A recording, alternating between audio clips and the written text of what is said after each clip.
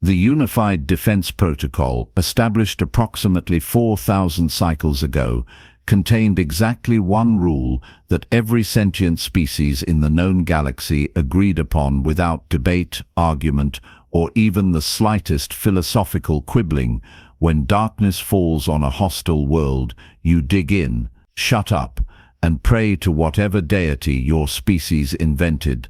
That morning doesn't come too slowly. This wasn't superstition.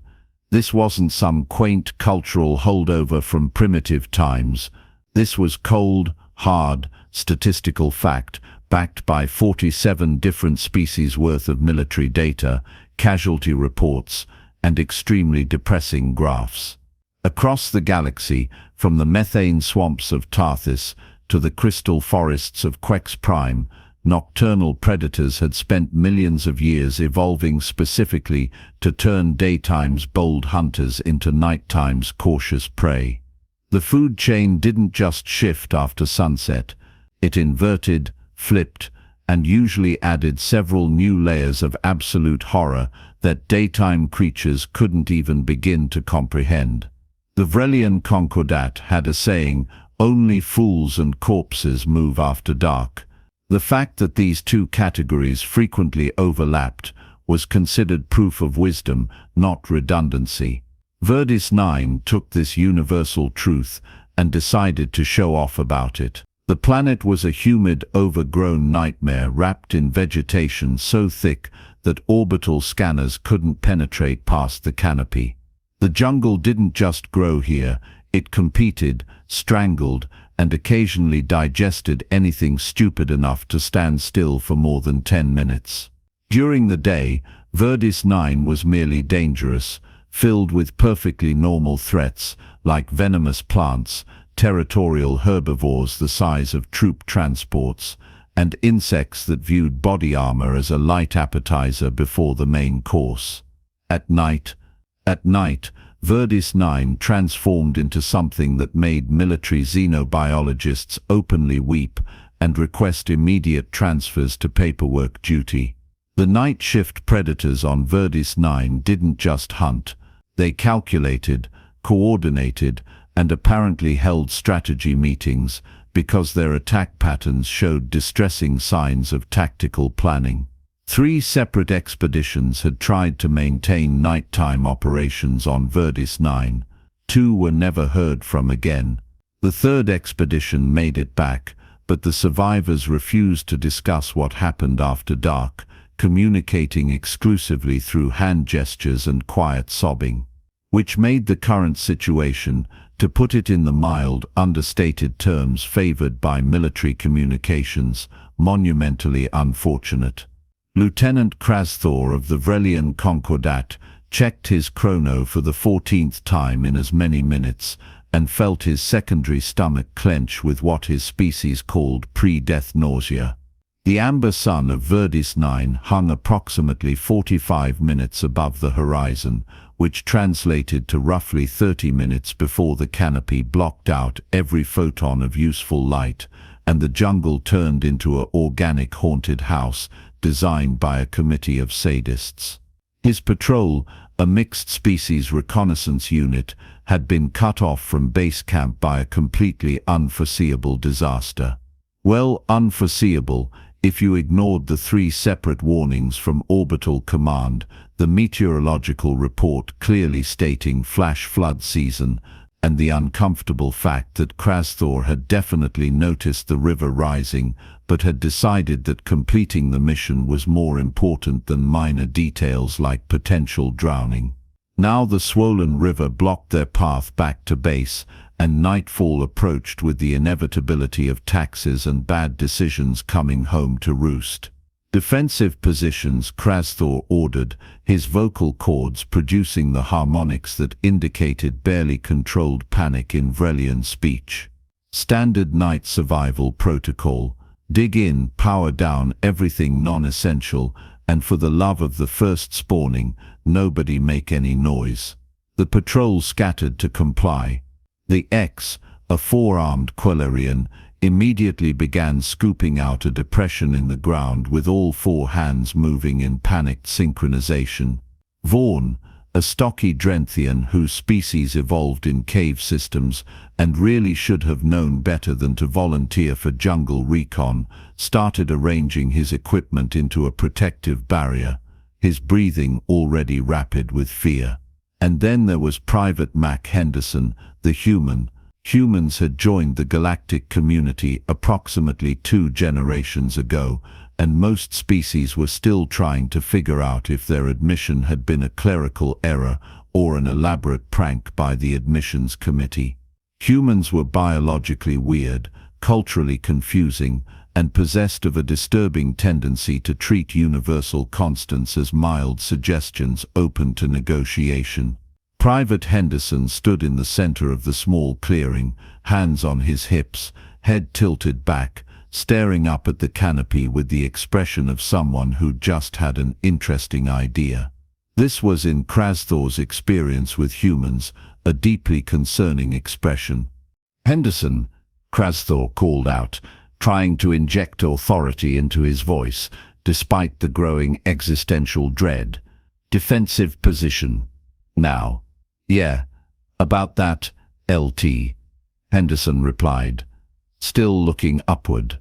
His species' single-lens eyes tracked along the massive trunk of a nearby tree, calculating something that Krasthor was absolutely certain he didn't want to know about. "I'm thinking we're approaching this all wrong." "There is no wrong approach," Krasthor said flatly. "There is only the survival approach, which involves digging a hole, climbing into said hole, and remaining in said hole until sunrise. This protocol has kept soldiers alive for millennia." Sure. Henderson agreed in the tone that humans used when they were about to completely ignore everything you just said. "But here's the thing, we're in a jungle, right? Jungles got trees. Trees go up. Predators mostly work on the ground level." Every member of the patrol stopped their frantic preparations to stare at Henderson with the universal expression of species who suddenly realized they were trapped in a confined space with a lunatic. "You want?" Vaughn said slowly, his translator struggling with the sheer disbelief in his voice, "to climb up into the trees, where we will be exposed, visible, and have no cover." "Exactly." Henderson beamed like a teaching instructor whose slowest student had finally grasped basic arithmetic. "But see, I'm gonna build a platform, little tree hut situation. Get us off the ground, away from whatever's crawling around down here in the dark." The silence that followed this statement was the kind of profound quiet usually reserved for funeral services, and the moment before someone says something unforgivably stupid at a diplomatic dinner. "The trees," Beck said carefully, "are where the flying predators hunt. And the climbing predators," Vaughn added. "And the ones that drop from above," Krasthor finished. "Henderson, the trees are not safer. The trees are differently dangerous, which is arguably worse because at least we have established ground-level survival protocols." Henderson shrugged, already pulling out the multi-tool from his pack. "You guys do your thing, I'm gonna do mine. Agree to disagree and all that." "This is not," Krasthor said, with as much patience as he could muster, while his internal organs were slowly liquefying with fear, "a situation where we can agree to disagree. This is a survival situation with exactly one proven methodology." But Henderson was already moving toward the tree, examining the bark with the critical eye of someone evaluating real estate. "You know what humans used to do back on Earth? We lived in trees. Whole thing. Monkeys, apes, the early hominids. We were all about that arboreal lifestyle. You also used to die of infected cuts and think the sun revolved around your planet." Krasthor countered. "Evolution is about improving, not recreating past mistakes." Henderson tested a branch, found it suitable, and began climbing with the unsettling ease of a species that apparently hadn't gotten the evolutionary memo about life being safer on the ground. "Hey," Those early tree dwellers survived long enough to eventually invent spaceships, so something must have worked. Watching a human climb was always slightly disturbing for species that had evolved with more sensible numbers of limbs. Humans used their weird grasping appendages and surprising strength-to-weight ratio to haul themselves upward with determination that bordered on obsession. Henderson ascended about 15 feet before finding a junction of branches that apparently met his incomprehensible criteria. "Henderson," Krasthor tried one last time, his voice taking on the pleading quality of someone watching a disaster unfold in slow motion. "Please, I am begging you as your commanding officer, and as someone who would prefer not to write a report explaining how you died doing something spectacularly stupid. Come down, dig in with the rest of us. Tell you what, LT," Henderson called down, already pulling lengths of paracord from his pack. "You guys hunker down, do the standard thing. I'll try this. Worst case scenario, you get to be right. And you can mention it in my eulogy. That's not the comfort you seem to think it is," Krasthor muttered. But Henderson was already working, and the sun was already sinking, and there simply wasn't time to argue with a human who'd decided on a course of action. This was one of the more frustrating aspects of humanity. Their species treated individual autonomy as some kind of sacred principle, even when said autonomy was being used to make objectively terrible decisions. Krasthor returned to his own defensive position, a shallow depression covered with local vegetation, and tried to focus on his own survival rather than watching the human engage in what could only be described as elaborate suicide with extra steps. Over the next 20 minutes, as the light faded from orange to purple to the deep blue that preceded true darkness, Henderson built something that defied every principle of military night doctrine. Using branches, paracord, and what appeared to be several ration packs as impromptu construction materials, he assembled a platform in the tree. Not a simple perch, mind you. An actual platform, roughly 2 meters square, with a woven floor and what looked suspiciously like walls beginning to take shape. "Is he building a house?" the X whispered from his hole, all 4 eyes wide with disbelief. "I think he's building a house," Vaughn confirmed, his voice hollow. "He's building a house," Krasthor agreed, feeling his species' equivalent of a migraine beginning to pulse behind his optical cluster. The platform took shape with disturbing speed, Henderson's hands moving with practiced efficiency that suggested he'd done this sort of thing before, which raised the uncomfortable question of what kind of childhood produced adults who could build tree houses in hostile jungle environments while under time pressure. Darkness fell like a curtain, and the jungle transformed. Sounds that had been merely present during the day suddenly seemed aggressive, closer, hungry.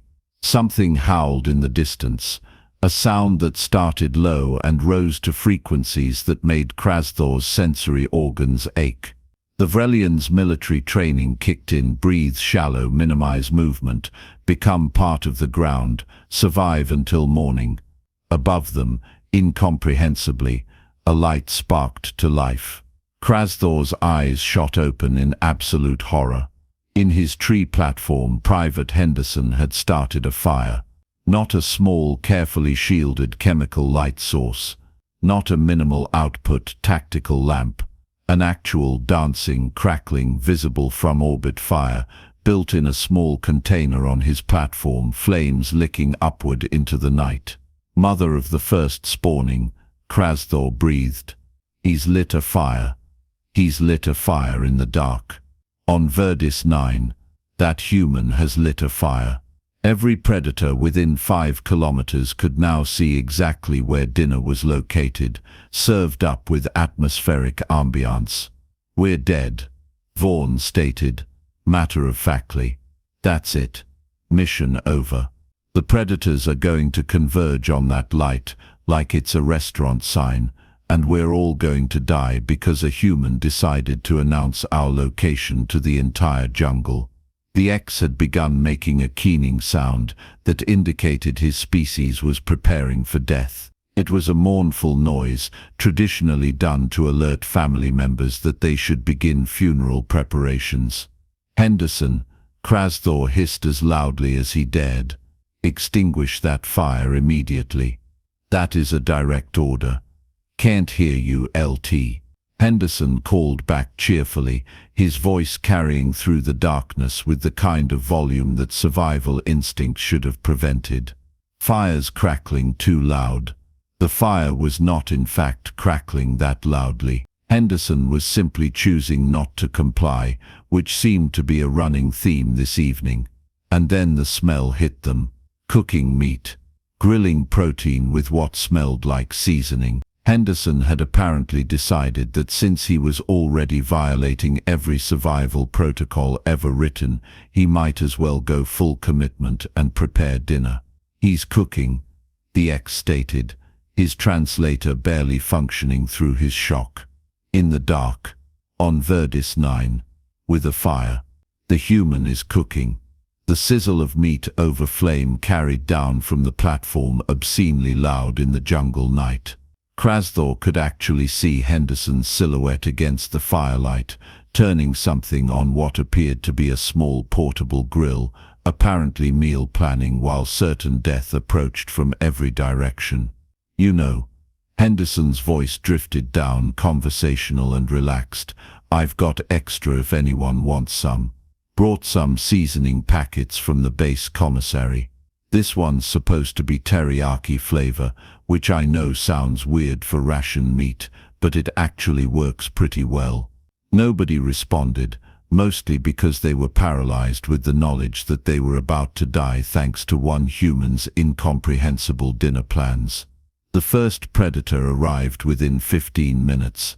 It was something low-slung and six-legged, with bioluminescent markings that pulsed in patterns that probably meant something deeply unpleasant in predator communication. The creature circled their position, clearly drawn by the light and smell, trying to locate the source. From his hiding spot, Krasthor watched the predator's eye stalk swing upward, focusing on the lit platform in the tree. The creature's body language shifted into what xenobiologists called pre-pounce calculation. Henderson glanced down, noticed the predator, and actually waved. Hey there, buddy. Sorry, this is a private party. You're gonna want to move along. The predator, not being fluent in human languages or familiar with the concept of private parties, began climbing the tree. What happened next would haunt Krasthor's sleep cycles for months. Henderson calmly set down his grilling utensil, picked up a burning branch from his fire, and leaned over the platform edge. As the predator climbed within range, Henderson jabbed the flaming branch directly into what was probably the creature's face. The predator made a sound somewhere between a shriek and a gargle, lost its grip, and fell 15 feet back to the jungle floor. It scrambled away into the darkness, presumably to rethink its life choices and possibly file a complaint with the food chain management. Yeah, that's right, Henderson called after it. Fire beats face. It's basic math. That's not math. Krasthor whispered to himself. None of this is math. This is insanity with flames. Henderson returned to his cooking as if he hadn't just committed assault with a burning stick. The smell of grilled meat intensified, and Krasthor's own hunger hormones activated despite the mortal terror. Ration meat shouldn't smell that good. It violated some kind of law. Probably. The second predator was an aerial hunter, something with membranous wings and far too many teeth. It came diving out of the darkness, clearly attracted by the light, probably expecting easy prey. Henderson heard it coming, the wings making a distinctive whistling sound in their dive. He grabbed what appeared to be a ration pack and hurled it directly at the predator with surprising accuracy. The pack hit the creature mid-dive, disrupting its approach. The predator veered off, confused and probably offended, disappearing back into the canopy. "Sorry," Henderson shouted after it. "I need that airspace. Try the clearing 300 meters east. I hear they're not using it." Krezthor had stopped trying to make sense of events. His mind had moved past confusion, through horror, and arrived at a kind of exhausted acceptance that he was living through something that would either become a cautionary tale or the galaxy's most confusing survival documentary. The third, fourth, and fifth predators arrived in sequence, drawn like moths to humanity's least sensible bonfire.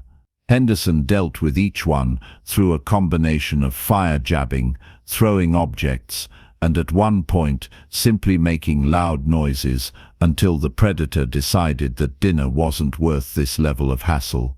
Between predator encounters, Henderson kept cooking, adjusting his grill, and providing running commentary like he was hosting some kind of wilderness cooking show for an audience of terrified aliens hiding in holes.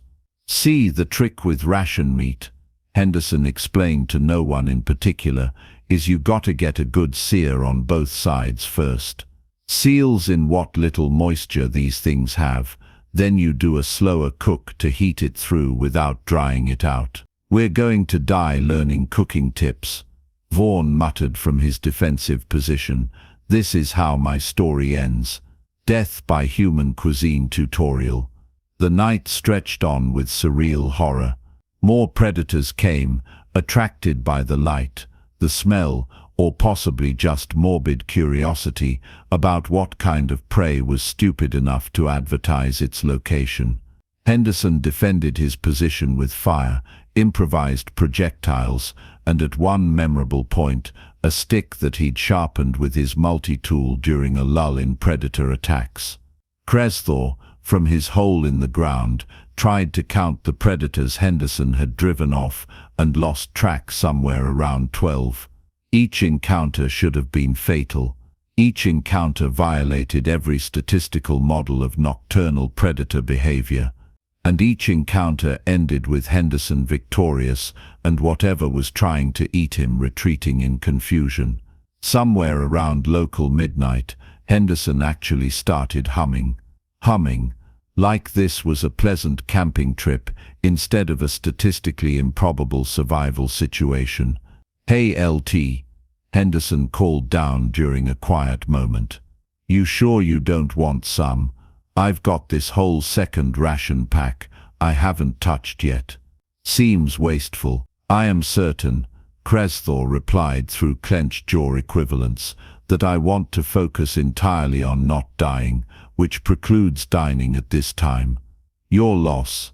This teriyaki flavor is actually pretty decent." Morning arrived with agonizing slowness, the sky lightening by degrees that felt cosmically unfair.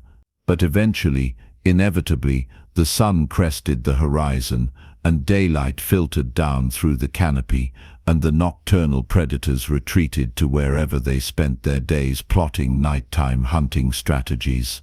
Krezthor emerged from his defensive position with joints that ached from remaining motionless for hours. His uniform was covered in dirt and vegetation, his nerves were shredded, his understanding of proper military doctrine had been fundamentally challenged.